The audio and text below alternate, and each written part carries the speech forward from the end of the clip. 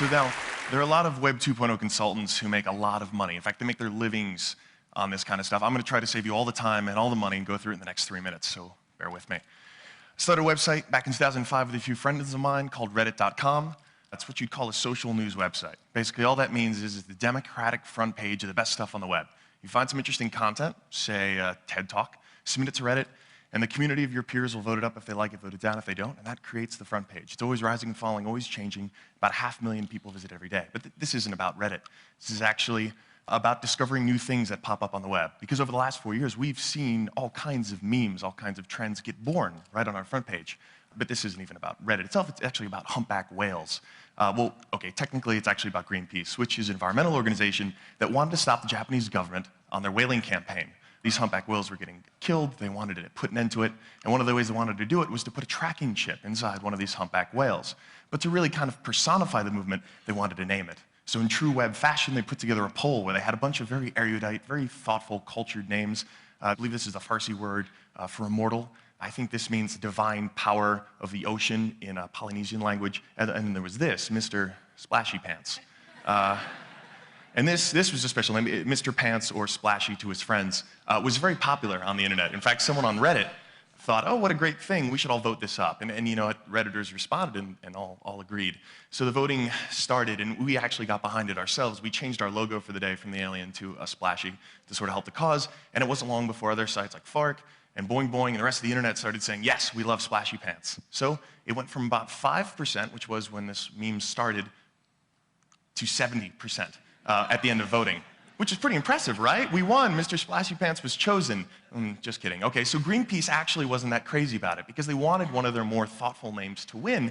So they said, no, we're just kidding. We'll give it another week of voting. Well, that got us a little angry. So we changed it to Fightin' Splashy.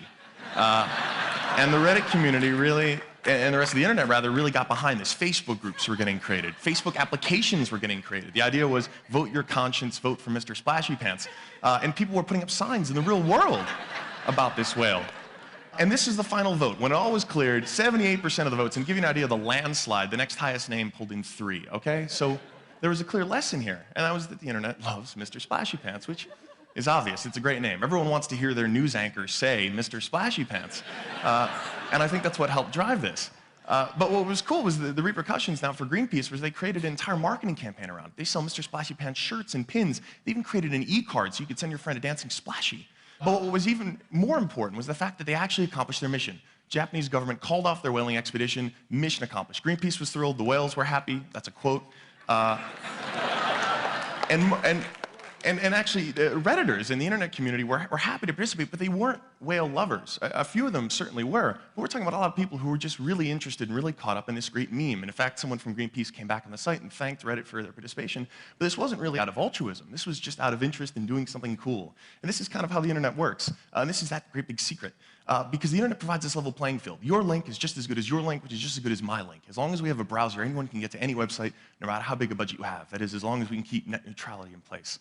The other important thing is that it costs nothing to get that content online now. There are so many great publishing tools that are available. It only takes a few minutes of your time to actually produce something, and the cost of iteration is so cheap that you might as well give it a go. And if you do, be genuine about it. Be honest. Be upfront.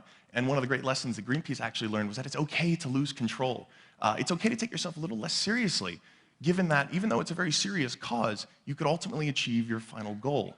And that's the final message that I want to share with all of you, is that you can do well online, but no longer is the message going to be coming from just the top down. And if you want to succeed, you've got to be okay to just lose control.